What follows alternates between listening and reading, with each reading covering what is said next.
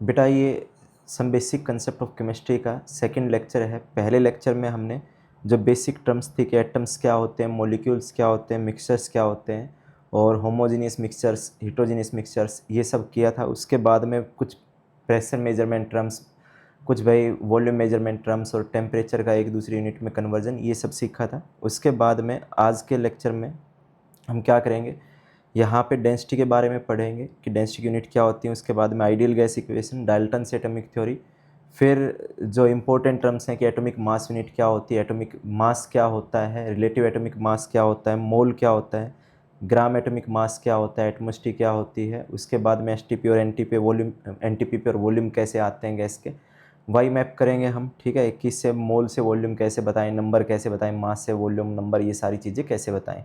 फिर उसके बाद में बेटा हम एवरेज एटॉमिक मास और वेपर डेंसिटी, आज के इस लेक्चर में हम ये सारी चीज़ें कवर करेंगे। मतलब ये सबसे बेसिक क्लास है जो मतलब मोल कंसेप्ट से जुड़ी हुई है। ठीक है, जो स्टोइकोमेट्री होगी उसमें इसका बहुत ज़्यादा इन्वॉल्वमेंट होगा और फिज़िकल केमिस्ट्री का बेस है बेटा ये।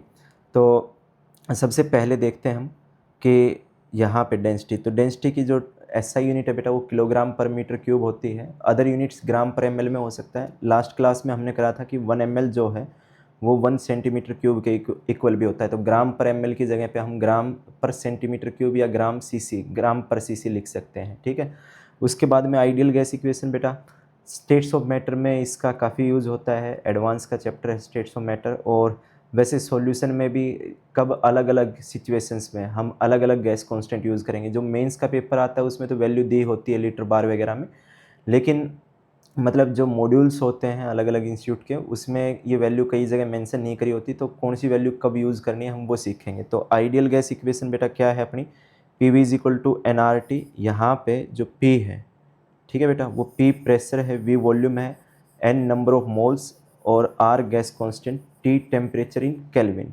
अब बेटा इसकी ये यूनिट निकाली कैसे जाती हैं, तो ये देखो, अगर बेटा P V is equal to N R T मैंने लिखा, P V is equal to N R T, तो अगर मैं आर की बात करूं कि आर की यूनिट कैसे आएंगी, तो आर अगर मैं निकालता हूं बेटा वो आएगा P V by N T. अब प्रेशर की जो एसआई यूनिट होती है वो पास्कल या न्यूटन पर मीटर स्क्वायर, तो न्यूटन पर मीटर स्क्वायर। और साथ में वॉल्यूम की जो एसआई यूनिट है वो क्या है, मीटर क्यूब। उसके उसके बाद में बेटा नीचे नंबर ऑफ मोल्स की यूनिट मोल, टेम्परेचर की एसआई यूनिट क्या है, केल्विन। तो ऊपर ये न्यूटन पर मीटर स्क्वायर और मीटर क्यूब बन के मिल के क्या बना देता है, न्यूटन पर मीटर बना देगा, सॉरी न्यूटन मीटर बनाएगा। ठीक है, और नीचे क्या है बेटा, मोल और केल्विन। न्यूटन और मीटर, मतलब न्यूटन किसकी यूनिट है बेटा, फोर्स की, और मीटर किसकी, डिस्प्लेसमेंट या डिस्टेंस की। तो ये वर्क आता है, वर्क यूनिट जूल वगैरह। ठीक है, तो हम यहाँ से क्या कह सकते हैं कि न्यूटन मीटर किसके इक्वल है, जूल के इक्वल।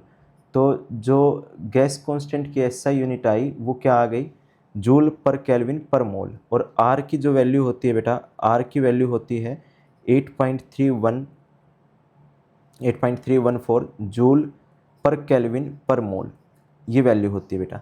उसके बाद में अगर हम क्या करें, जैसे मान लो ये वैल्यू कब यूज़ करी जाएगी, जब बेटा प्रेशर हमारा पास्कल में दिया और वॉल्यूम मीटर क्यूब में दिया हो। लेकिन जनरली वॉल्यूम को हम लीटर में मेजर करते हैं। तो अगर ऐसा और प्रेशर को एटमॉस्फेयर बार वगैरह में दे रखा हो, वॉल्यूम को लीटर में दे रखा हो, तो उस टाइम पर हम क्या करेंगे। तो बेटा जैसे अगर मान लो मैं कहता हूँ कि 1 लीटर बार को, ठीक है, 1 लीटर बार को तुमने जूल में कन्वर्ट करना है कि कितने जूल आएंगे।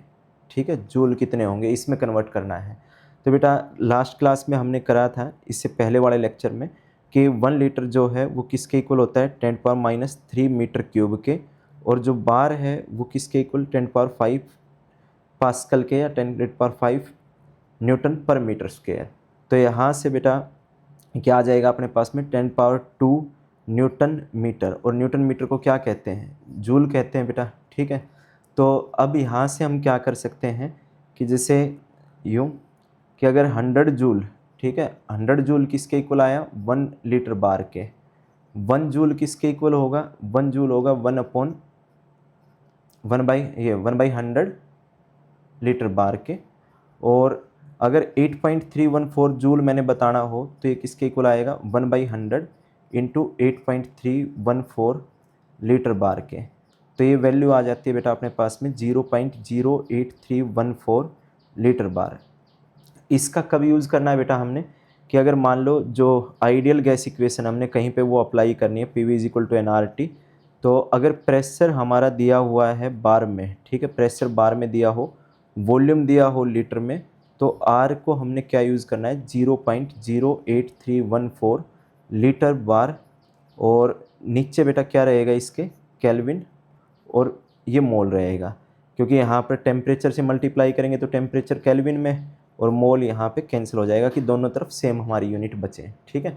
अब सेम बेटा लास्ट क्लास में हमने करा था कि जैसे जो 1 एटमॉस्फेयर है, वो 1 एटमॉस्फेयर किसके इक्वल होता है 1.01325 इंटू 10⁵ पास्कल के, ठीक है बेटा, इसके पास्कल के बराबर होता है। और अब ठीक है बेटा, पास्कल या न्यूटन पर मीटर स्क्वायर के, इसी को हमने क्या बोल दिया था कि ये अपना किसके बराबर है 1.01325 बार के बराबर है, ठीक है।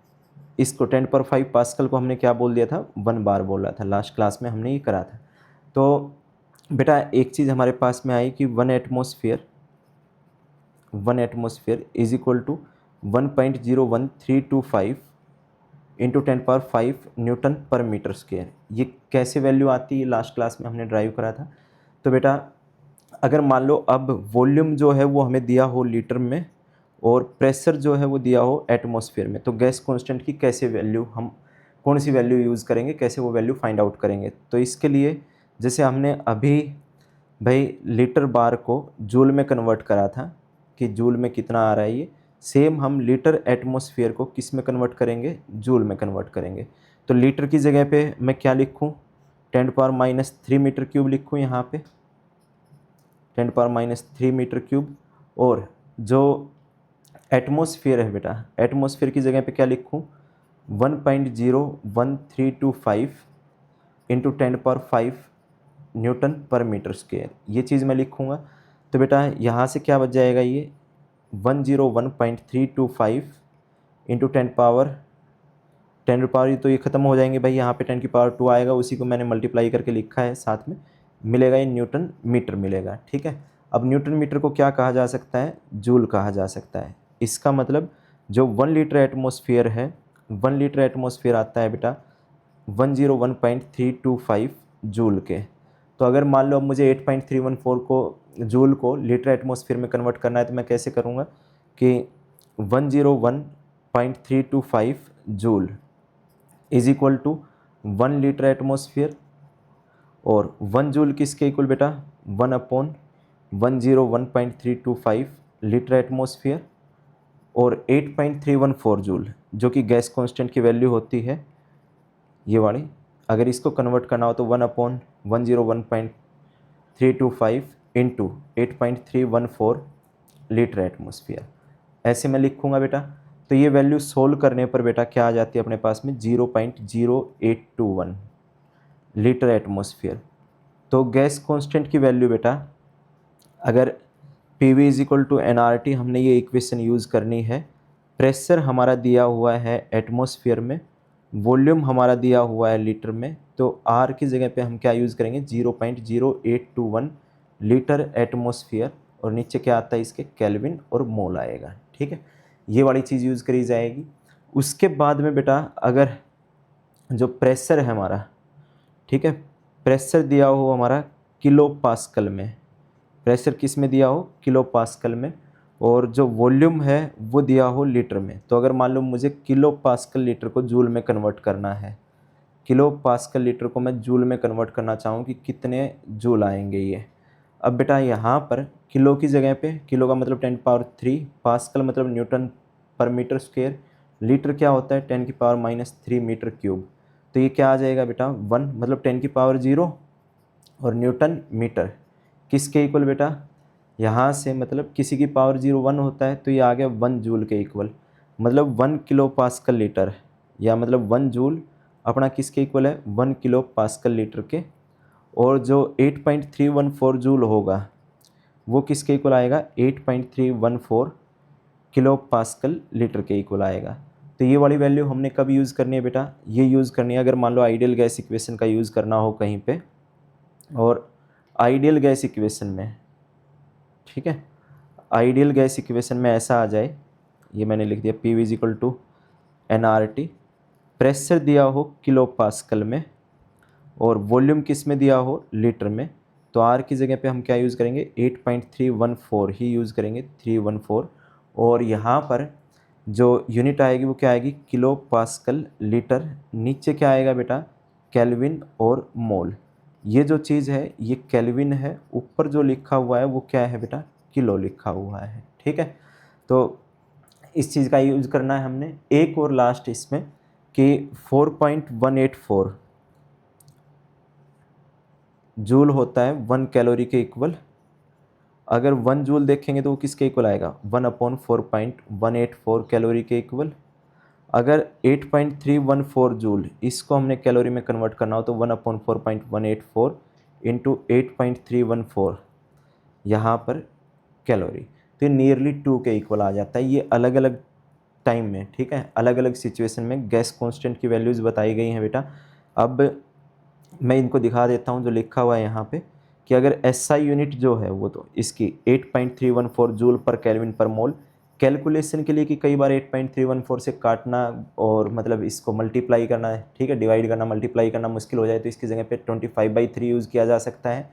कब यूज़ करेंगे, जब प्रेशर पास्कल में हो, टेम्परेचर केल्विन में हो, वॉल्यूम मीटर क्यूब में हो, तब ये चीज़ यूज़ करी जा सकती है। और उसके बाद में 0.0821 लीटर एटमॉस्फेयर केल्विन और मोल कब यूज़ करेंगे बेटा, जब प्रेशर एटमॉस्फेयर में, टेम्परेचर केल्विन में, वॉल्यूम लीटर में हो, तब ये चीज़ यूज़ करी जाएगी। और इसको नियरली क्या कहा जा सकता है, 1/12 कहा जा सकता है। 0.0831 लीटर बार को, ठीक है, लीटर बार अपन केल्विन और मोल, इसको भी 1/12 के नियरली इक्वल टू 1/12 कहा जा सकता है।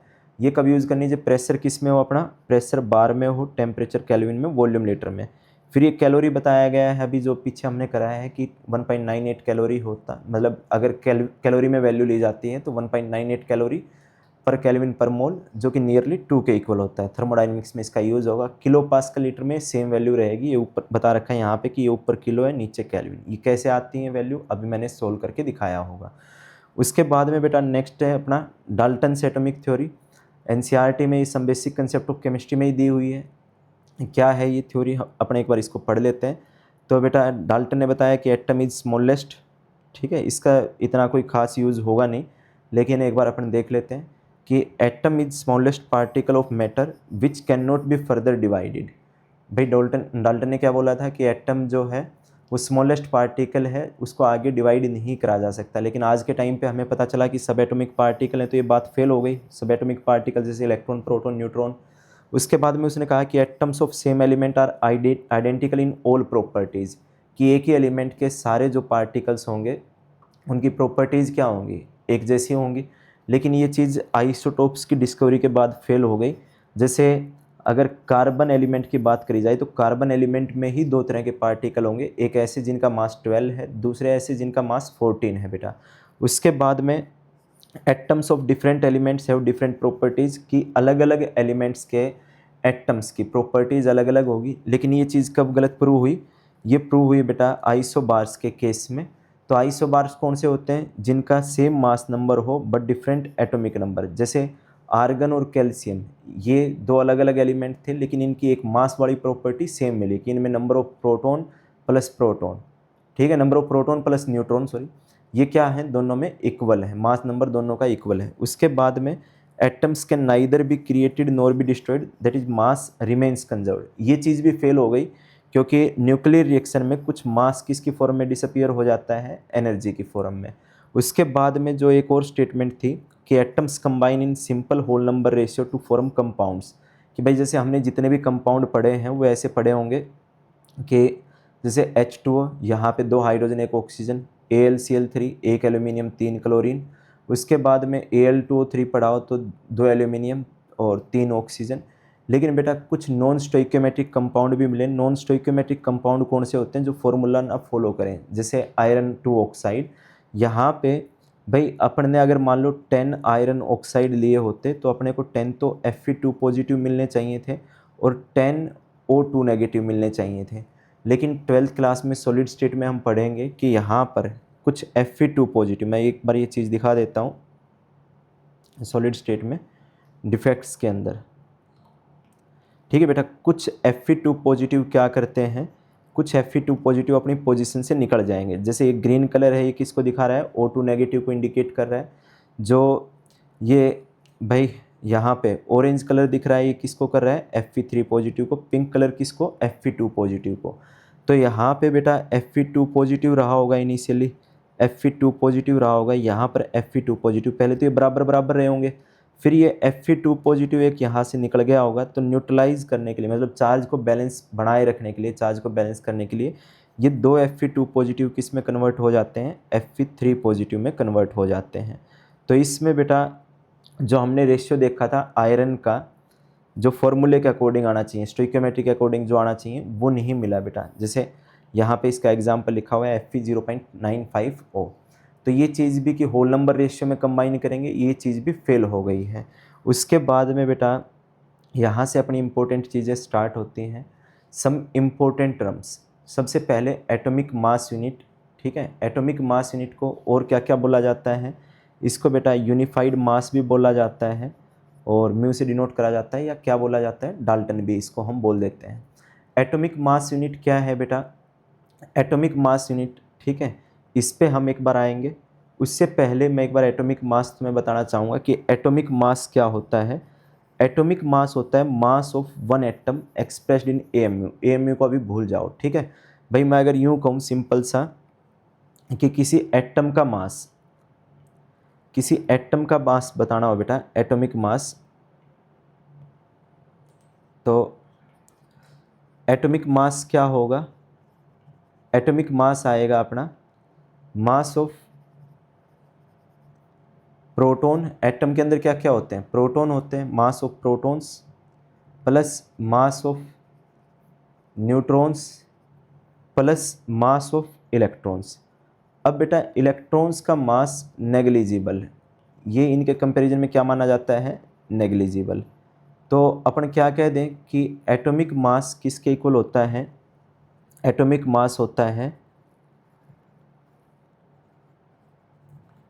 मास ऑफ प्रोटॉन्स, ठीक है, जितने उसके अंदर प्रोटॉन है, प्लस मास ऑफ न्यूट्रॉन, इसके इक्वल आना चाहिए। अब जो प्रोटॉन और न्यूट्रॉन है बेटा, प्रोटॉन और न्यूट्रॉन न्यूक्लियस के अंदर मिलते हैं, तो इसलिए इनको क्या बोला जाता है बेटा, न्यूक्लियॉन्स बोला जाता है। ठीक है, और अपने को ये चीज़ें याद होनी चाहिए कि जो प्रोटॉन का मास है, एक प्रोटॉन का मास, वो किसके इक्वल होता है, 1.672 इंटू 10⁻⁻27 kg, इसके इक्वल। अगर मैं इसको ग्राम में लिखूँ, ये चीज़ हमें याद करनी पड़ेगी, ग्राम में लिखूँ तो 1.672 इंटू 10⁻⁻24 ग्राम, इसके इक्वल आएगा बेटा। अगर मैं मास ऑफ न्यूट्रॉन की बात करूं तो मास ऑफ न्यूट्रॉन किसके इक्वल, 1.674 इंटू 10⁻⁻27 kg, और किसके इक्वल 1.674 ग्राम में करूँगा तो 1000 से मल्टीप्लाई, इतने ग्राम आ गया बेटा। ठीक है, अब मास ऑफ इलेक्ट्रॉन जो होगा बेटा, मास ऑफ इलेक्ट्रॉन किसके इक्वल होता है, 9.1 इंटू 10⁻⁻31 kg। बेटा यहाँ पे तुम देखो पावर -27 है, अगर मान लो मैं 10⁻⁻2 कहता हूँ तो इसका मतलब क्या होता है, 1/100, और 10 की पावर मैं -7 कह दूँ, या 4 का डिफरेंस कह रहा है तो मतलब मैं -6 कह दूँ। ठीक है, अगर 10 की पावर मैंने -6 कही है तो ये क्या आएगा, 1 कितना कर दो भाई, यहाँ पे 6 जीरो लगा दूँ, ये ऊपर वाली वैल्यू क्या आएगी 0.01, नीचे वाली कितनी आएगी 0.00001। तो बेटा ये जो वैल्यू है ये ऊपर वाले के सामने तो नेग्लिजिबल है, तो ऐसे ही इलेक्ट्रॉन का मास हम क्या मान लेते हैं, नेग्लिजिबल मान लेते हैं प्रोटॉन और न्यूट्रॉन के सामने। तो बेटा यहाँ से अपने पास में एटॉमिक मास क्या आया, एटॉमिक मास आया किसी एटम के अंदर जो प्रोटॉन और न्यूट्रॉन है उसके मास के इक्वल। प्रोटॉन और न्यूट्रॉन किसके अंदर होते हैं, न्यूक्लियस के अंदर। तो एटॉमिक मास को क्या बोला जा सकता है, एटॉमिक मास को बोला जा सकता है मास ऑफ न्यूक्लियॉन्स। ठीक है, मास ऑफ न्यूक्लियॉन्स के इक्वल। अब बेटा न्यूक्लियॉन्स देखो, प्रोटॉन और न्यूट्रॉन का मास नियरली सेम होता है, वैसे तो थोड़ा सा ज़्यादा मास न्यूट्रॉन का होता है, वैसे नियरली क्या है दोनों का सेम है, प्रोटॉन और न्यूट्रॉन का मास थोड़ा सा ज़्यादा किसका है, न्यूट्रॉन का। लेकिन बेटा अगर मान लो मैं मास ऑफ प्रोटॉन और मास ऑफ न्यूट्रॉन को नियरली इक्वली कह दूं, तो ये किसके इक्वल बेटा, 1.67 इंटू 10⁻⁻27 kg और 1.67 इंटू 10⁻⁻24 ग्राम के। बेटा मतलब कई जगह बुक्स के अंदर, ठीक है, कई जगह बुक्स के अंदर इसको बेटा 1.66 भी लिख देते हैं इंटू 10⁻⁻24 ग्राम, ऐसे भी लिख देते हैं, ठीक है। तो कोई फ़र्क नहीं पड़ता 1.66 में और 1.67 में, कोई फ़र्क नहीं पड़ेगा। अपन ने ये चीज़ याद रखनी है कि अगर जैसे मान लो तुमसे कोई कहे कि सोडियम का मास बताओ, तो सोडियम का एटॉमिक नंबर 11, इसके अंदर टोटल 23 न्यूट्रॉन और प्रोटॉन होते हैं। मतलब जो प्रोटॉन है, प्रोटॉन कितने मिलेंगे 11, न्यूट्रॉन कितने 12, इसके अंदर 23 न्यूक्लियॉन्स हैं। तो सोडियम का जो एटॉमिक मास आएगा बेटा, सोडियम का एटॉमिक मास क्या आएगा, वो आएगा 23 इंटू मास ऑफ 1 न्यूक्लियॉन।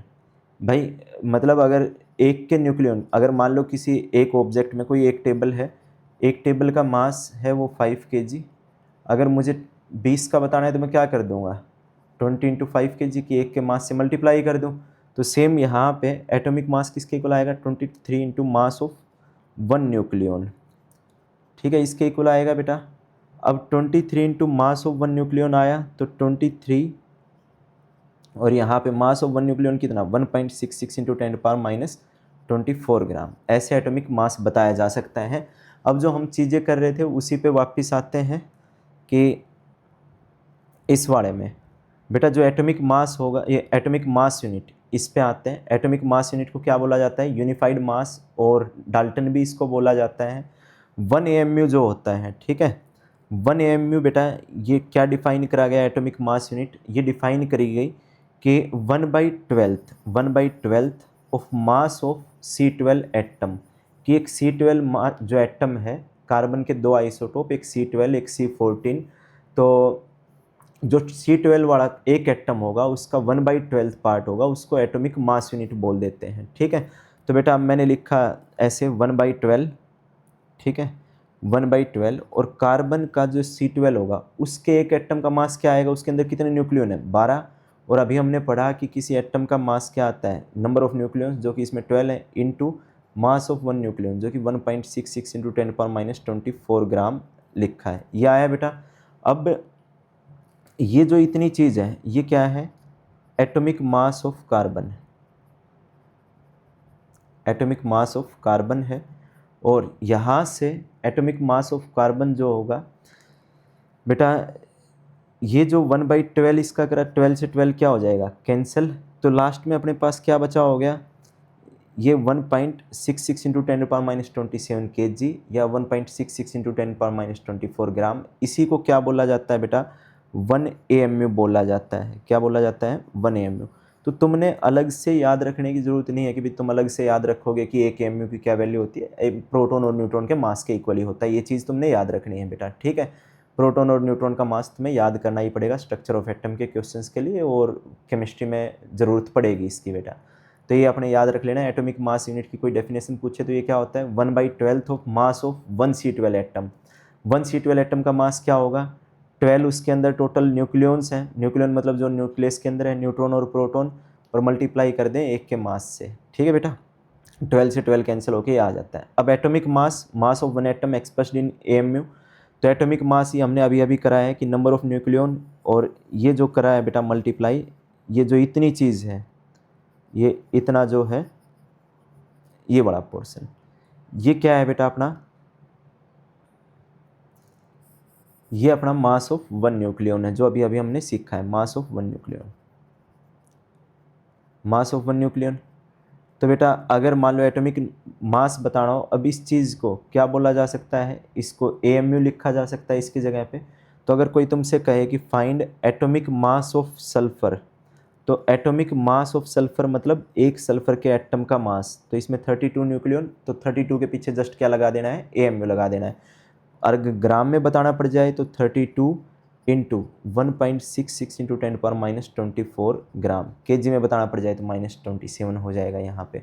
उसके बाद में रिलेटिव एटॉमिक मास, बेटा रिलेटिव एटॉमिक मास कैसी चीज़ होती है, ये यूनिटलेस क्वांटिटी है, ठीक है, यूनिटलेस क्वांटिटी। और जो रिलेटिव एटॉमिक मास है डिफाइन कैसे करेंगे, जैसे कि इसका नाम ही कह रहा है रिलेटिव, किसी से रिलेट करेंगे हम, किससे रिलेट करते हैं, एएमयू से ही रिलेट करते हैं भाई। मास of one atom of element की, एक एटम का मास, ठीक है, डिवाइड कर दें 1/12 तो मास ऑफ 1C12 एटम। अरे ये तो सीधा सा वो एएमयू की डेफिनेशन थी ना बेटा।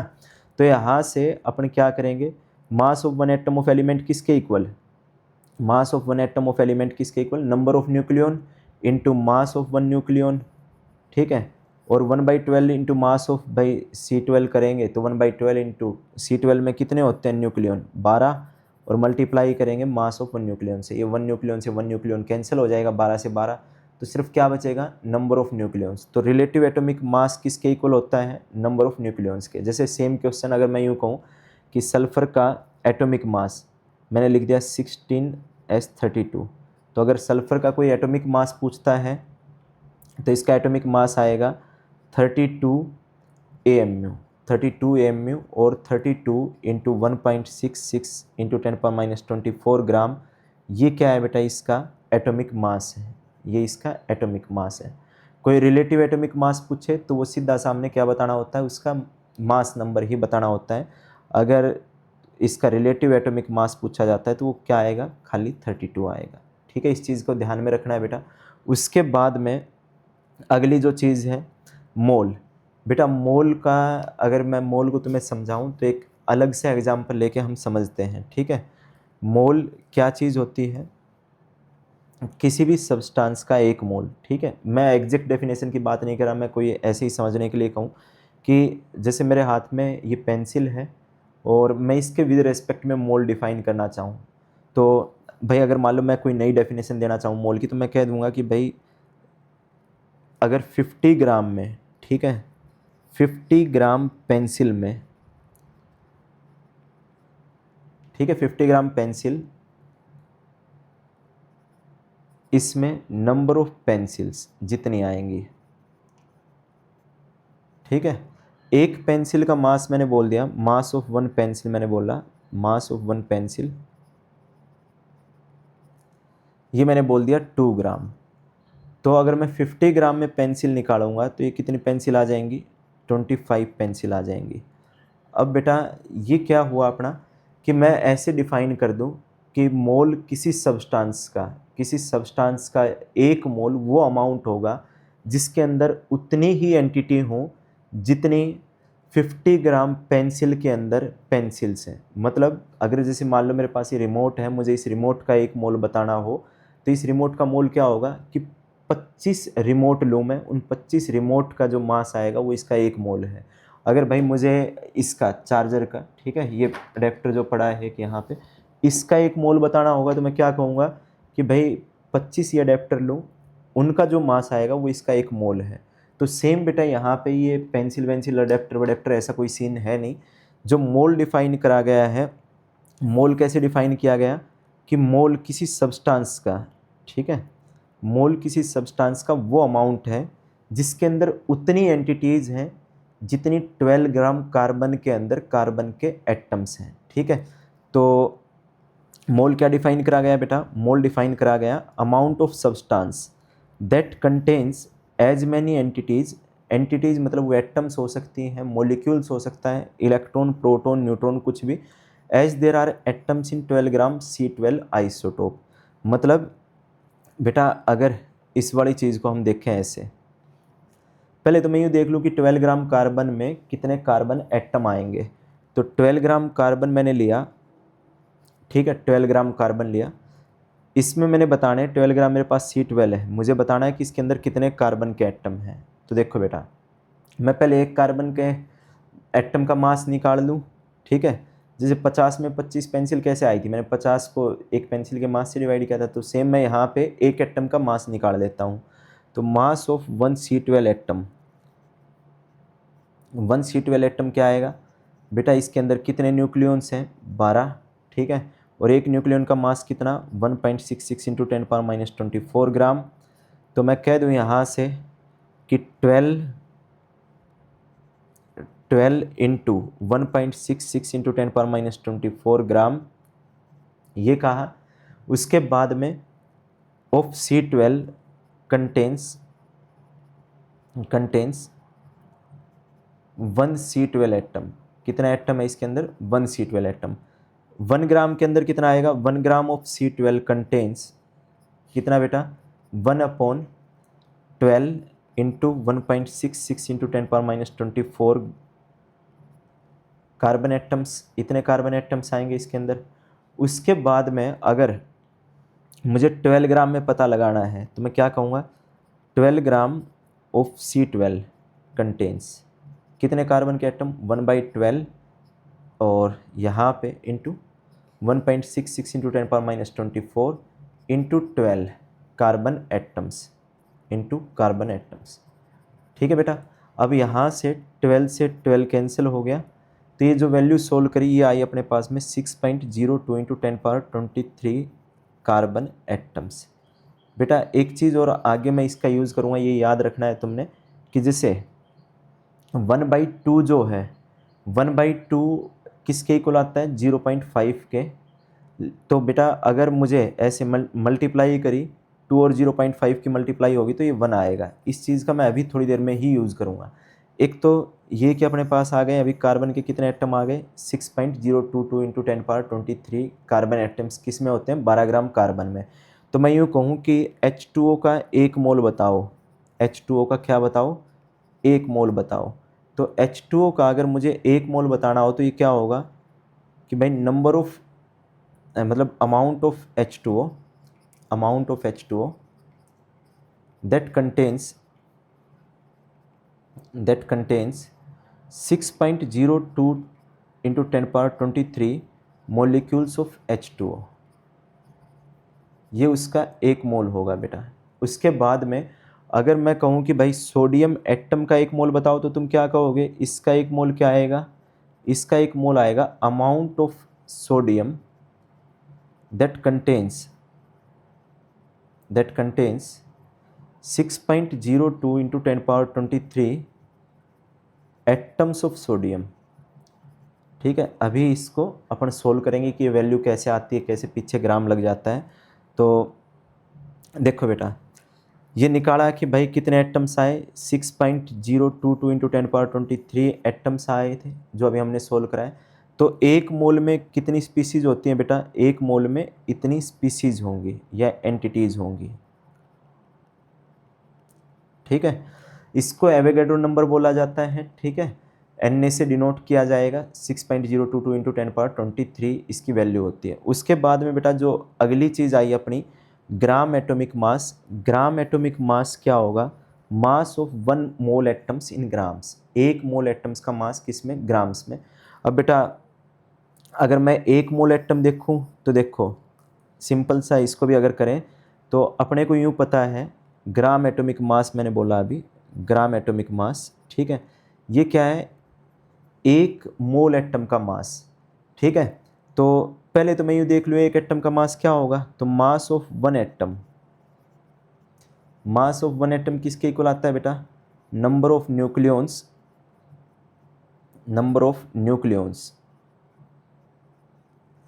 Into mass of 1 nucleon into mass of 1 nucleon. और 1 न्यूक्लियन का मास क्या बताया बेटा? अभी 1 न्यूक्लियन का मास बताया गया है 1.66 इंटू 10⁻⁻24 ग्राम। यहाँ पे और क्या है? Number of nucleons. तो बेटा जैसे अगर मान लो मुझे बताना हो, एक पेंसिल का मास मुझे पता चल जाए और मुझे 6.022 इंटू 10⁻23 पेंसिल्स का मास बताना हो तो मैं क्या करूँगा? इसको 1 के मास से मल्टीप्लाई कर दूंगा। तो मैं लिख दूँ मास ऑफ 1 मोल,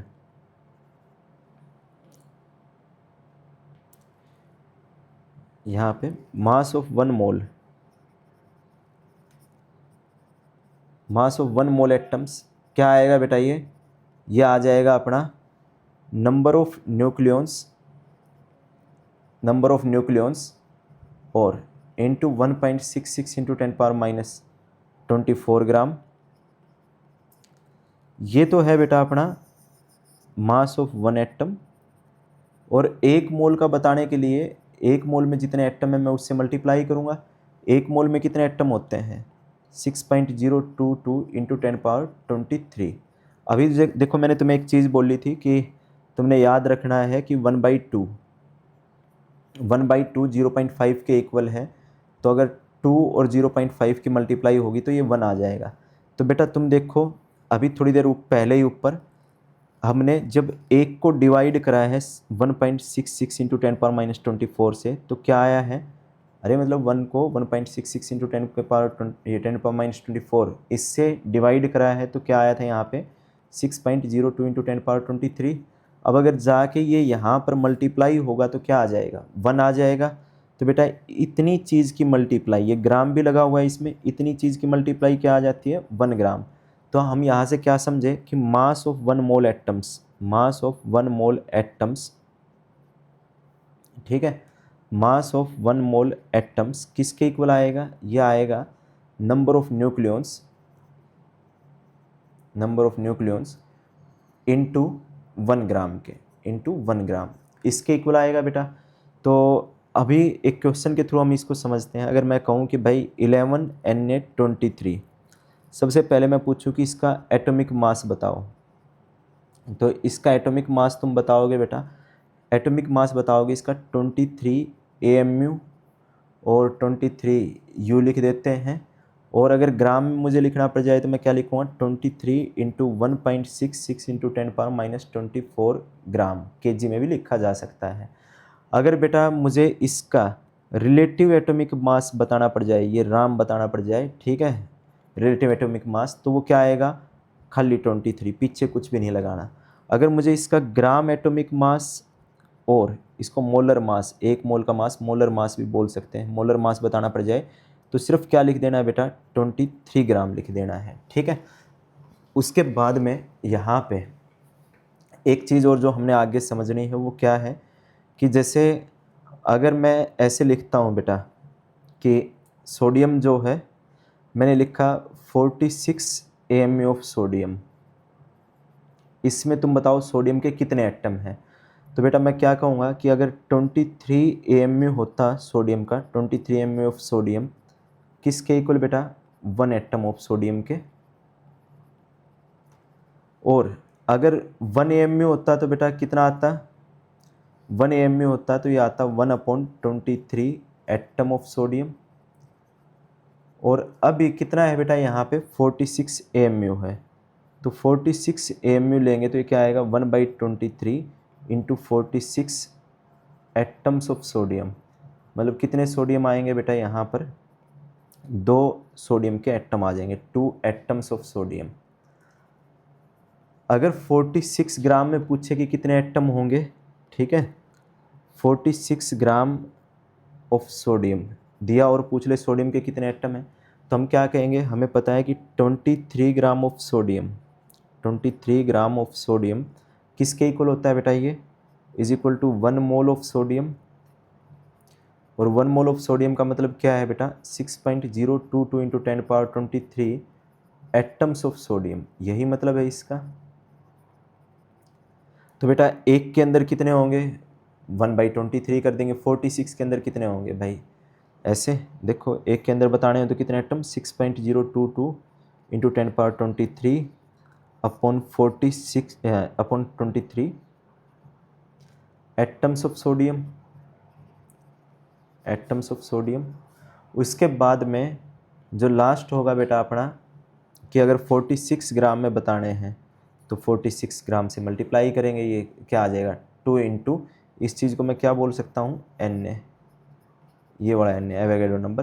कितने एटम आ जाएंगे? 2 Na एटम्स आ जाएंगे, ठीक है। ये चीज़ थी बेटा। उसके बाद में जो नेक्स्ट है अपना कि ग्राम एटॉमिक मास में क्या कर देना है? नंबर ऑफ न्यूक्लियॉन्स इनटू 1 ग्राम लिख देना है। जैसे अगर क्वेश्चन हो कि find gram atomic mass of 12 Mg24, तो ये 24 ग्राम आएगा। उसके बाद में बेटा ये find number of moles in 48 gram magnesium, तो 24 ग्राम में कितना मोल? 48 में कितने हो जाएंगे? 2 मोल्स। ये चीज़ बेटा इम्पोर्टेंट है, किसी किसी इंस्टीट्यूट के मॉड्यूल्स में ये मतलब लिखा हुआ होता है, इसके बेस पे क्वेश्चन होते हैं। पुराने टाइम में तो काफ़ी होते थे। कि 1 ग्राम एटम लिखा हो उसका मतलब है 1 मोल एटम, 1 ग्राम मोलिक्यूल लिखा हो इसका मतलब है 1 मोल मोलिक्यूल। अगर 1 ग्राम ऑफ एटम लिख दिया जाए इसका मतलब 1 ग्राम इज प्रेजेंट। कैसे बेटा इसको 1 ग्राम एटम और 1 ग्राम एटम ऐसे लिख दिया जाए, ठीक है, 1 जी एटम या 1 ग्राम एटम, तो इसका मतलब 1 mole is present. 1 gram ion का मतलब 1 मोल आयन। क्या मतलब है बेटा इसका, जैसे अगर 12 ग्राम कार्बन का मतलब क्या है, ठीक है, 1 मोल। लेकिन अगर यूँ लिख दिया ना 12 ग्राम एटम, क्या लिख दिया जाए 12 gram atom of carbon, 12 gram atoms of carbon, इसका मतलब क्या है, एक साथ में ग्राम और एटम्स आ जाए, इसका मतलब है 12 moles of carbon. Gram atom को मोल ही बोला जाता है, 12 मोल्स ऑफ कार्बन। लेकिन अगर ऐसा लिखा जाता है कि 12 gram of carbon atoms, of carbon atoms, अब ये 12 मोल नहीं है बेटा, अब इसका मतलब क्या है कि कार्बन का 12 ग्राम प्रेजेंट है, मतलब 1 मोल। तो ये थोड़ा सा डिफरेंस है जो तुमने समझना है। उसके बाद में नेक्स्ट बेटा अपना एटमिस्ट्री। एटमिस्ट्री क्या होती है, number of atoms present in 1 molecule. जैसे ऑक्सीजन है, ऑक्सीजन के एक मॉलिक्यूल में 2 एटम प्रेजेंट है तो इसकी एटमिस्ट्री कितनी 2। H2SO4 है, H2SO4 में यहाँ पर 2 hydrogen 1 sulphur 4 oxygen total 7 present हैं तो एटमिस्ट्री 7। बेटा Fe4FeCN6 थ्राइस, इसमें बाहर 4 आयरन फिर एक अंदर आयरन ये रहा, ठीक है, फिर एक अंदर आयरन है, फिर Cn, ये एक साथ मैंने 2 लिख दिए, बाहर 6 से मल्टीप्लाई करा फिर 3 से, ये कर करा के इसकी एटमॉस्फेयर 43। ओजोन जैसे O3 ओजोन का फॉर्मूला होता है, एटमॉस्फेयर कितनी है 3। एक क्वेश्चन है बेटा ऐसे ही, अभी हमने लिमिटिंग रिएजेंट वगैरह नहीं पढ़ा है, उसके बेस पे क्वेश्चन मतलब पढ़ा नहीं है लेकिन उसके बिना एक क्वेश्चन करने की कोशिश करते हैं कि 20 moles of H3PO4 are present. H3PO4 के कितने मोल्स प्रेजेंट हैं 20। उसके बाद में कि find how many moles maximum molecules, ठीक है, मोल्स नहीं मोलिक्यूल्स हैं, how many maximum molecules of H2O can be formed from it, कि कितना H2O बनाया जा सकता है। तो बेटा अपन देखेंगे यहाँ पे 20 मोल्स H3PO4।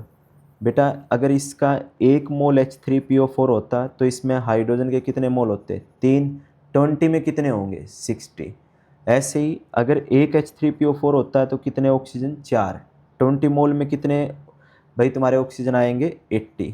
अब मैं H2O का हिसाब किताब लगाऊं तो H2O में 1 मोल में, H2O के 1 मोल में कितने हाइड्रोजन 2 हाइड्रोजन, ऑक्सीजन कितना 1 ऑक्सीजन। तो अगर मैं 60 का हिसाब किताब देखता हूँ इस 60 वाले से, कि अगर 60 हाइड्रोजन से देखो 2 हाइड्रोजन से 1 H2O मिलता है, ठीक है, तो 60 हाइड्रोजन से कितने H2O मिलने चाहिए 30 मोल H2O 60 मोल से। और 80 मोल का हिसाब किताब लगाऊं तो भाई 1 से 1 ऑक्सीजन, मतलब 1 ऑक्सीजन से 1 H2O, तो 80 मोल्स ऑफ ऑक्सीजन से कितने भाई 80 मोल H2 आने चाहिए। 80 मोल H2 का मतलब कितने हाइड्रोजन 160 मोल हाइड्रोजन, तो इतने हाइड्रोजन तो नहीं है अपने पास, हाइड्रोजन तो कितने हैं 60 ही हैं। तो मतलब किसके अकॉर्डिंग बनाना है अपन ने, हाइड्रोजन के अकॉर्डिंग बनाना है। तो 60 मोल हाइड्रोजन से कितना वाटर बनाया जा सकता है, उसका आधा 30 मोल H2 बनेगा। अब मॉलिक्यूल बताएंगे तो एक मोल में कितने मॉलिक्यूल होते हैं 6.022 × 10⁻23, उसको एवोगैड्रो नंबर Na बोल देते हैं। तो 30 में कितने मॉलिक्यूल्स आएंगे 30 Na मॉलिक्यूल्स आएंगे बेटा, ठीक है, इसके अंदर 30 Na मॉलिक्यूल्स आएंगे, ठीक है। ये बात बेटा इसको एक बार दोबारा तुम सुनना, अगर तुम्हारे ये चीज़ समझ में नहीं आई तो 30 Na इसमें आ जाएंगे। अब उसके बाद में STP और NTP। STP और NTP क्या है बेटा, STP standard temperature pressure, NTP होता है नॉर्मल टेम्परेचर प्रेशर। तो जब तुम्हारा टेम्परेचर 0 डिग्री सेल्सियस हो, प्रेशर 1 एटमॉस्फेयर भी हो सकता है 1 बार भी हो सकता है, इसको STP या NTP बोला जाता है। ये देखा गया कि 1 मोल गैस चाहे वो कोई सी भी हो, अगर मैं आइडियल बिहेवियर कर रही हो तो भाई चाहे H2 हो चाहे CO2, वैसे कोई भी गैस आइडियल नहीं होती है, H2 CO2 या हीलियम, किसी भी गैस का 1 मोल लिया, उनका STP पर जो वॉल्यूम मिला वो 22.4 लीटर 22.4 लीटर 22.4 लीटर मिला, ठीक है बेटा। अपन इसको यूँ भी समझ सकते हैं, मतलब आगे जाके कि जो PV आइडियल गैस इक्वेशन थी ना, आइडियल गैस इक्वेशन बाद में ड्राइव करी गई PV = nRT। तो टेम्परेचर भी सेम है बेटा, टेम्परेचर भी तुम्हारा कांस्टेंट, ठीक है, कितना 0 डिग्री सेल्सियस या 273 केल्विन, ये भी कांस्टेंट है। उसके बाद में आर भी तुम्हारा कांस्टेंट ही है, एन नंबर ऑफ मोल्स भी तुमने कितना लिया, 1 मोल ले रखा है, प्रेशर भी मान लिया तुमने भाई यहाँ पे 1 एटमोसफियर ले रखा है। तो वॉल्यूम चाहे कोई सी भी गैस हो, यहाँ पे गैस का CO2 है, N2 ये तो जिक्र है ही नहीं ना, मोल की बात है, तो वॉल्यूम सबका क्या आएगा, सेम 22.4 लीटर आता है। अब बेटा मतलब अपन जेई में ज़्यादातर किसका यूज़ करते हैं, 22.4 लीटर का, लेकिन कई बार बुक्स में यहाँ पे STP में, ठीक है, 1 एटमोसफियर की जगह पे 1 बार भी ले लेते हैं। बार ले लिया तो बार पे देखो, अब मैंने ये कल की क्लास में बताया था कि 1 एटमोसफियर किसके इक्वल होता है, 1.01325 बार के। अब ये भी मैंने बताया होगा कि अगर कोई यूँ कहे कि ए का मास जो है वो 1.1 इंटू मास ऑफ बी है, अगर बी का मास 10 है तो ए का कितना आएगा, 11। अगर बेटा किसी को एक से बड़े नंबर से, अगर जैसे मान लो इसको एक से बड़े नंबर से मल्टीप्लाई करा गया, इसका मतलब जो लेफ्ट साइड में लिखा हुआ है ये वाली वैल्यू हमारी बड़ी है, तो यहाँ पे मैंने कल बताया होगा कि 1 एटमोसफियर जो है, 1 एटमोसफियर किसके इक्वल, 1.01325 बार के। तो इसका मतलब कौन सा ज़्यादा है बेटा, यहाँ पे 1 एटमोसफियर प्रेशर ज़्यादा होता है, बार प्रेशर थोड़ा सा कम है। तो 1 एटमोसफियर है तो वॉल्यूम 22.4 लीटर। अब प्रेशर थोड़ा सा कम लगाओगे तो गैस ज़्यादा वॉल्यूम ऑक्यूपाई करेगी, अगर प्रेशर ज़्यादा लगाओगे तो वॉल्यूम क्या हो जाएगा उसका बेटा, कम हो जाएगा। तो एटमोसफियर है तो 22.4 लीटर, अगर बार लिया है तो ये 22.7 लीटर भी हो जाता है, जो वैल्यूज वो PV = nRT करके कैलकुलेट भी करा जा सकता है। फिर एक चीज़ होती है बेटा SATP, standard ambient temperature pressure, ठीक है, स्टैंडर्ड एम्बिएंट टेम्परेचर प्रेशर। इसमें बेटा जो टेम्परेचर है वो 25 डिग्री सेल्सियस रूम टेम्परेचर लिया जाता है, प्रेशर कितना 1 बार, वॉल्यूम कितना आता है 24.7 लीटर आता है। ये चीज़ें याद करने की हैं। उसके बाद में बेटा एक चीज़ और, ये वाई मैप से पहले हम मोलिकुलर मास पढ़ेंगे। जैसे एटॉमिक मास था एक एटम का मास AMU में, ऐसे ही मोलिकुलर मास क्या है, एक मोलिक्यूल का मास AMU में। जैसे अगर मैं कहूँ कि मोलिकुलर मास बताओ H2SO4 का, तो 2 हाइड्रोजन है 1 × 2, एक हाइड्रोजन का 1 है, 2 का 2 हो जाएगा ऐसे। सल्फर का कितना 32, एक ही सल्फर है, 4 ऑक्सीजन एक का 16, तो 16 × 4 98 AMU इसका मोलर मास है, सॉरी इसका मोलिकुलर मास है। अगर भाई मुझे इसका मोलर मास बताना हो तो मोलर मास में सीधा सा 98 क्या कर देना है, ग्राम कर देना, वो इसका मोलर मास हो जाएगा। ठीक है बेटा, ये चीज़ अपन जैसे atomic mass gram atomic mass में करे थे वैसे ही सेम है कि अगर H2O का मैं यूँ कहूँ मोलिकुलर मास, H2O का मोलिकुलर मास बताओ, मोलिकुलर मास है मतलब इसके एक मोलिक्यूल का मास, जो कि कितना आएगा 18 AMU। अगर मैं यूँ कहूँ कि इसका मोलर मास बताओ, तो मोलर मास क्या आएगा बेटा, इसका मोलर मास आएगा 18 ग्राम, बस ग्राम लिख देना है ये वाली चीज़। तो मोलर ग्राम मोलिकुलर मास या मोलर मास। अब बेटा एक सिंपल से क्वेश्चन से अगर हम समझें, उसके बाद में अपना ये वाई मैप पे हम चलेंगे कि जैसे बेटा अगर ऐसे लिखा हुआ है, मैं कहूँ कि 90 ग्राम H2O में, 90 ग्राम H2O में तुमने बताने कितने मोल्स होंगे, ठीक है, मोल्स ऑफ H2O कितने आए। तो सिंपल सा यूनिटरी मेथड तुम लगाओगे कि भाई 18 ग्राम मोल है, 18 ग्राम H2O होता है, 18 ग्राम H2O इसका मतलब 1 मोल, 1 ग्राम H2O है इसका क्या मतलब होता है बेटा, इसका होता है 1/18 मोल। और अगर ऐसा हो कि भाई 90 ग्राम में बताने हैं तो 90 ग्राम H2O का मतलब क्या है, 1/18 इंटू 90, मतलब टोटल 5 मोल्स आया। तो यहीं से एक फॉर्मूला हम बना देते हैं कि given mass upon molar mass, ये गिवन मास नीचे कौन सा mass, molar mass is equal to number of moles, ऐसा फॉर्मूला बना देते हैं बेटा। अब ये वाई मैप का क्या यूज़ है बेटा, ये हमने समझना है। देखो वाई मैप में ये अगर मोल मतलब तुमने मोल दिया हुआ है, मोल से मास में जाना है। जैसे H2O का एक मोल 18 ग्राम का, 2 कितने का होगा 36 ग्राम का, 36 ग्राम का। तो बेटा यहाँ पर हमने मल्टीप्लाई करना है ग्राम एटॉमिक मास, और ये मल्टीप्लाई का सिंबल इस तरफ लगा हुआ है, तो मोल को मल्टीप्लाई करना है ग्राम एटॉमिक मास से या मोलर मास से। जैसे 5 मोल H2O होता तो उसका मास कितना आएगा 5 × 18, ठीक है बेटा। उसके बाद में अगर 90 ग्राम जैसे दिया हुआ था तो 90 को डिवाइड करना है बेटा, 90 को डिवाइड करना है किससे, 18 से। ये इस तरफ डिवाइड का सिंबल इस तरफ लिखा हुआ है मैंने इसका क्या मतलब, अगर मास से मोल बताने हों तो मास को मैं किससे डिवाइड करूँगा, ग्राम एटॉमिक मास या मोलर मास से। फिर हमने देखा कि एक गैस का 1 मोल है एसटीपी पर, उसका वॉल्यूम कितना 22.4 लीटर, 2 का कितना 44.8 लीटर आएगा, 44.8 लीटर। तो मोल को मल्टीप्लाई करना है 22.4 लीटर से, अगर मुझे क्या बताना है, वॉल्यूम बताना है। अगर मैं यूँ कहूँ कि 67.2 लीटर गैस है, ये कहाँ पर लागू करना है भाई, एट एसटीपी पर ही लागू करना है, हर एक जगह पे नहीं।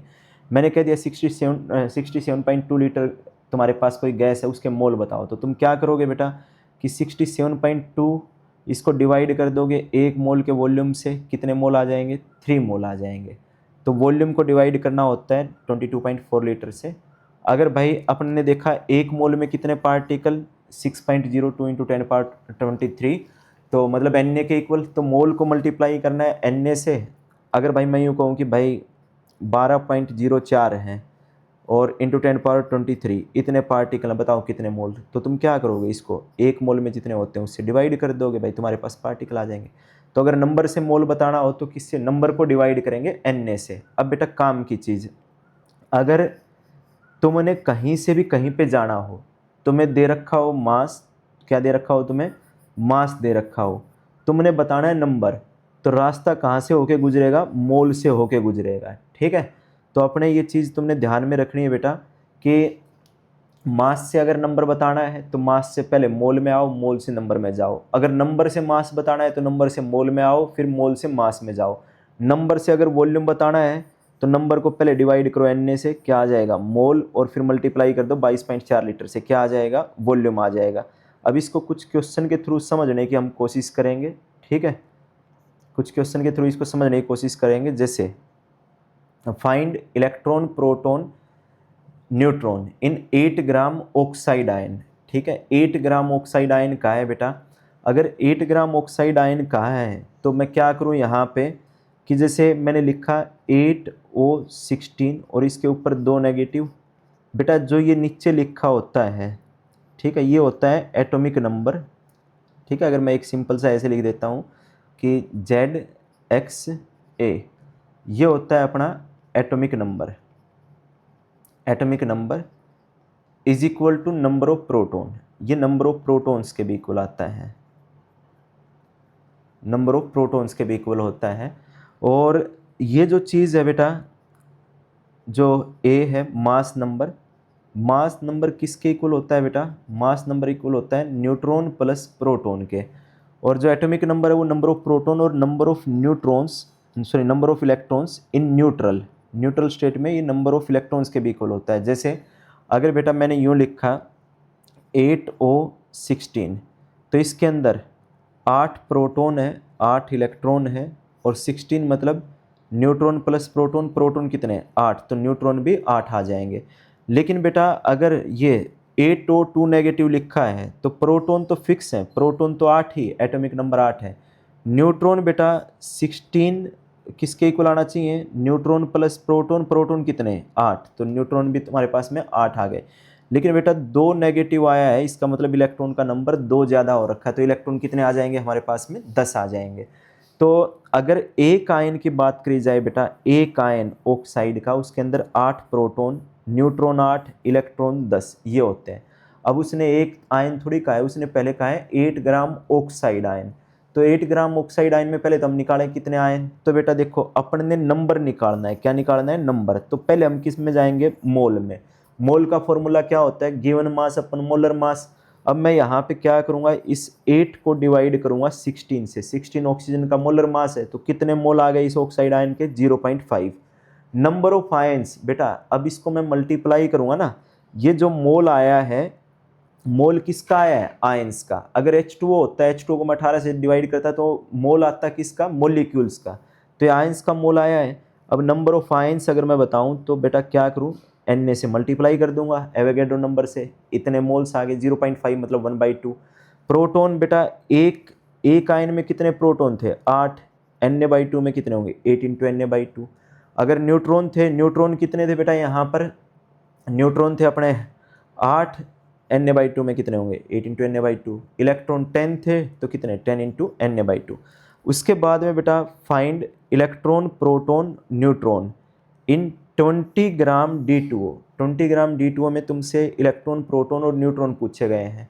तो यहाँ पे डी क्या है, ड्यूटेरियम। यह हाइड्रोजन का आइसोटोप है बेटा। Isotope same atomic number different mass number, जैसे 1H1 1H2 1H3, ये 3 आइसोटोप हाइड्रोजन के। हाइड्रोजन को इसको बोला जाता है प्रोटियम, क्योंकि इसके अंदर सिर्फ एक प्रोटियम है।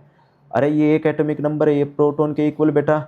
ऊपर वाला किसके इक्वल आता है, जमा न्यूट्रॉन, ये is equal to neutron plus proton. तो प्रोटॉन 1 है तो न्यूट्रॉन 0 रहेगा इसमें। इसका नाम होता है बेटा ड्यूटेरियम।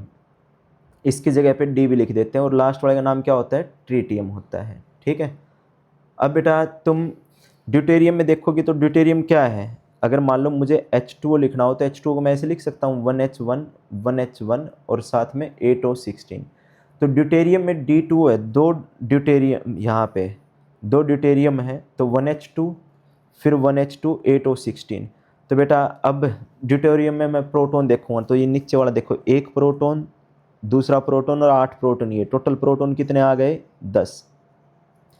इलेक्ट्रॉन देखूंगा न्यूट्रल है तो इलेक्ट्रॉन बेटा 1 1 2 और 8 10, इलेक्ट्रॉन भी 10 है। न्यूट्रॉन बेटा यहाँ पे is equal to N plus P is equal to N plus P is equal to N plus P. P इसमें 8, इसमें 1, इसमें 1, तो न्यूट्रॉन भी 1 1 और 8 कितने आ जाएंगे, न्यूट्रॉन भी अपने 10 आ जाएंगे। अब मैं देख लूँ इसमें मोल्स, तो बेटा इसका मोलर मास कितना आएगा, ड्यूटेरियम का 2 ग्राम, 2 ड्यूटेरियम है तो टोटल कितना हो जाएगा 4 ग्राम, ऑक्सीजन का 16 ऐड करके 20। तो नंबर बताना है, पहले मैं मोल में जाऊं, मास दिया हुआ है, मास से नंबर बताना है तो पहले मोल में जाऊंगा। कैसे जाऊंगा, मोलर मास से डिवाइड करके। तो 20/20 करके कितना आया बेटा, 1 आया। मॉलिक्यूल्स बताने हैं तो अब बेटा मैं इसको किससे मल्टीप्लाई कर दूं, एवोगैड्रो नंबर से। तो N मॉलिक्यूल आ गए, इलेक्ट्रॉन प्रोटॉन न्यूट्रॉन। एक मॉलिक्यूल में 10 है तो N में कितने होंगे, 10 N होंगे बेटा। ठीक है। उसके बाद में एक और क्वेश्चन एट STP। ठीक है, STP के ऊपर वॉल्यूम दे रखा है बेटा CO2 का कितना, 5.6 लीटर। पूछा है find number of molecules of CO2। बेटा यहाँ पर दे रखा है वॉल्यूम और पूछा है नंबर। तो बेटा वॉल्यूम से पहले मोल में जाएंगे, वाई मैप के अकॉर्डिंग वॉल्यूम से मोल में जाना हो तो किससे डिवाइड करेंगे, STP पर। वॉल्यूम से मोल में जाना है तो वॉल्यूम को डिवाइड करेंगे 22.4 से। तो भाई 22.4 लीटर से डिवाइड करा, कितने मोल आ गए, 1/4 मोल आ गए। अब एक मोल में मॉलिक्यूल कितने, Na, 1/4 में कितने होंगे, 1/4 इंटू Na होंगे बेटा। ये चीज़ समझ में आ गई होगी तुम्हारे, 0.25 Na लिख दिया। उसके बाद में 3.5 ग्राम, अगला क्वेश्चन कि 3.5 ग्राम COX occupies 2.8 litre volume at STP। कह रहा है फाइंड X। ये COX क्या है, जैसे बेटा CO2 में यहाँ पर 2 आता है, कार्बन मोनोऑक्साइड होगा तो 1 आएगा। तो ये बता दिया, हमें नहीं बताया कि CO2 है या भाई CO है, कह दिया कि X है। और इसका क्या बताना है, X की वैल्यू बतानी है। इसका मास दिया हुआ है, वॉल्यूम दिया हुआ है। तो बेटा मैं मोल निकाल दो दोनों से, तो मोल तो दोनों से बराबर आने चाहिए। तो वॉल्यूम से अगर मोल बताने हो तो मोल्स किसके इक्वल, 2.8, और वॉल्यूम से मोल बताना है तो किससे डिवाइड करते हैं, 22.4 से। और मास से बताना हो तो गिवन मास अपॉन मोलर मास। तो बेटा जैसे CO2 होता, अरे CO2 होता तो CO2 का मोलर मास क्या आता, कार्बन का 12, ऑक्सीजन 2 ऑक्सीजन है तो 16 इंटू 2, यही तो इसका मोलर मास आता। यहाँ पे X है तो 12 इंटू मैं क्या 12 प्लस क्या लिख दूंगा 16 इंटू एक्स। तो ये दोनों के मोल आ गए, दोनों को मैंने क्या कर देना है इक्वेट। तो यहाँ से X की वैल्यू क्या आ जाएगी 1, मतलब ये कार्बन मोनोऑक्साइड था। फिर नेक्स्ट जो है एवरेज एटॉमिक मास। बेटा एवरेज एटॉमिक मास क्या होता है, एवरेज एटॉमिक मास होता है बेटा total mass upon total atom, simply देखा जाए तो। बाकी AAM ये जो लिखा हुआ है एवरेज एटॉमिक मास, ये है A1X1 प्लस A2X2 A3। बकवास फॉर्मूला याद नहीं करना होता, ये सिंपल सा एक क्वेश्चन के थ्रू हम समझेंगे। फॉर्मूला तुम्हारे सामने लिखा हुआ है अगर कोई देखना चाहे तो, कि find average atomic mass of chlorine if 17Cl35 is 75% abundant और 17Cl इज 25% अबंडेंट। अबंडेंट मतलब कि कितने नेचर में मिल रहे हैं। ठीक है, तो बेटा इसका सिंपल सा कि जो 35 वाला है वो कितना मिल रहा है 75%, 37 वाला कितना मिल रहा है 25%। तो 35 इंटू क्या कर दूँ 75, A1X1, तो A1 पता चल गया। अब A अपना एटॉमिक मास, X परसेंटेज अब अबंडेंस। 37 की मल्टीप्लाई किससे, 25 से, नीचे ये x1 x2 x3, टोटल ये परसेंटेज अबंडेंस जोड़ दूँ ये कितनी होती है 100, तो ये भाई 75 और 25 को जोड़ा तो कितना 100, तो जो क्लोरीन का एवरेज एटॉमिक मास है वो क्या आ जाएगा 35.5। बेटा इसके बेस पे मेंस में क्वेश्चन पूछा गया है। अब एक और देखो यहाँ पे कि if average atomic mass of boron is 10.8 AMU, ठीक है, average atomic mass of boron is 10.8 AMU। अब की बार एवरेज एटॉमिक मास दे रखा है and it exist in 2 isotopes. अब की बार एवरेज एटॉमिक मास दे दिया और आइसोटोप बता दिए, एक 5B10 एक 5B11। पूछा जा रहा है find percentage abundance of heavier isotope, कि हैवियर आइसोटोप कितना परसेंटेज उसकी अबंडेंस है। तो बेटा मैं यहाँ पे 10.8 लिखूँ, ठीक है, 10.8 मैंने लिखा, जो एवरेज एटॉमिक मास ऊपर हमने जैसे निकाला था वैसे ही लिखा। अब हैवियर मान लिया जो भाई तुम्हारा 5B11 है वो X% एग्जिस्ट कर रहा है, ठीक है, तो दूसरे वाला कितना करेगा, 2 ही तो फॉर्म है, दूसरे वाला करेगा बेटा अपना 100 - X, तो परसेंटेज अबंडेंस जो आएगी बेटा वो मतलब जो एवरेज एटॉमिक मास आता है 10.8 वो किसके इक्वल आना चाहिए, 11 को मल्टीप्लाई करूँ x से, 10 को किससे 100 - X से, नीचे टोटल सम, इनका सम कितना आएगा परसेंटेज का 100, तो x की वैल्यू कितनी आ गई 80। तो हैवियर वाला कितना मिलेगा बेटा 80% नेचर के अंदर वो होता होगा। वेपर डेंसिटी क्या होती है बेटा कुछ नहीं होती, मोलर मास को 2 से डिवाइड करना होता है। वैसे इसको डिफाइन करें तो molar mass of substance upon molar mass of hydrogen, तो molar mass of substance, hydrogen का मोलर मास कितना होता है 2, तो मोलर मास अगर भाई मुझे बताना हो मोलर मास ये वाली चीज़ वेपर डेंसिटी से, तो ये 2 जाके इस तरफ क्या हो जाएगा मल्टीप्लाई, सिंपल सी, कई जगह कई क्वेश्चन में वेपर डेंसिटी दे देते हैं। उसके बाद में बेटा स्पेसिफिक ग्रेविटी, एक तो ये यूनिटलेस है, ठीक है, और कई बार बेटा वो मतलब क्वेश्चन में स्पेसिफिक ग्रेविटी लिख देगा कि स्पेसिफिक ग्रेविटी ऑफ H2O या कोई भी कंपाउंड है उसकी इतनी, तो अपन को ये होना चाहिए कि वो क्या दे रखी है उसकी डेंसिटी दे रखी है, एक तरह से पीछे ग्राम पर ml लगा देना है। कैसे भाई, यूनिटलेस क्यों हुई है, ठीक है बेटा, जैसे वेपर डेंसिटी भी यूनिटलेस होती है, अरे वेपर डेंसिटी भी यूनिटलेस है, ठीक है, ये भी यूनिटलेस है क्योंकि ऊपर भी कोई यूनिट नीचे भी यूनिट, ये कैंसिल हो जाते हैं। जैसे स्पेसिफिक ग्रेविटी है वो क्या है, डेंसिटी ऑफ सब्सटेंस, नीचे density of H2 at 4 degree Celsius, H2O की 4 डिग्री सेल्सियस पे डेंसिटी कितनी होती है 1 ग्राम पर ml होती है। तो अगर मान लो मैं यूँ कहूँ कि भाई कोई कंपाउंड A है उसकी स्पेसिफिक ग्रेविटी 5 है, तो ये 5 कब आई होगी, जब ये खुद 5 ग्राम पर ml रहा होगा, नीचे वाटर वाले से डिवाइड किया होगा 1 ग्राम पर ml से, तब ये चीज़ें कैंसिल हुई होंगी। तो मतलब स्पेसिफिक ग्रेविटी 5 दी हुई है, इसका मतलब उसकी डेंसिटी 5 ग्राम पर ml है, ठीक है। उसके बाद में एक क्वेश्चन बेटा, find vapour density of SO2, तो SO2 का मोलर मास लिखेंगे 32 सल्फर का, 2 ऑक्सीजन का 16 × 2 डिवाइड करेंगे 2 से, 32 इसकी वेपर डेंसिटी आ गई। बेटा एक अलग तरह का थोड़ा सा कि find vapour density of SO2 with respect to CH4, तो बेटा जैसे अगर खाली वेपर डेंसिटी बोल रखा हो तो विद रेस्पेक्ट टू हाइड्रोजन बताना होता है। अब CH4 बोल दिया तो किसके मास से डिवाइड कर देंगे, CH4 के मास से डिवाइड कर देंगे, 4 आंसर आ जाएगा। तो इस वाले लेक्चर में बेटा हम इतना ही करेंगे। अगले वाले लेक्चर में हमने क्या करना है बेटा, यहाँ पे कि एम्पिरिकल फार्मूला क्या होता है, मॉलिक्यूलर फार्मूला क्या होता है, कैसे कैलकुलेट होते हैं, इसके बेस पे एक मेंस में आया हुआ क्वेश्चन, और कंपाउंड के अंदर भाई ये जैसे कुछ परसेंटेज दी हो उसका एम्पिरिकल मॉलिक्यूलर फार्मूला कैसे बनाते हैं, साइंटिफिक नोटेशन करेंगे, फिर सिग्निफिकेंट फिगर्स करेंगे, डिवीजन और multiplication, chemical laws of combination. बेटा जो सिग्निफिकेंट फिगर है उसके ऊपर भी मेंस में क्वेश्चन आ चुके हैं, 3-4 क्वेश्चन है। लॉ ऑफ डेफिनेट प्रोपोर्शंस करेंगे बेटा, ठीक है, law of conservation of mass, law of multiple proportions, फिर law of reciprocal proportions, Gay Lussac's law of gaseous volumes, ये नेक्स्ट क्लास में हम कवर कर लेंगे। मतलब जोन में हम अपना पहले जो 4 चैप्टर हैं वो कंप्लीट कर लेंगे बेटा।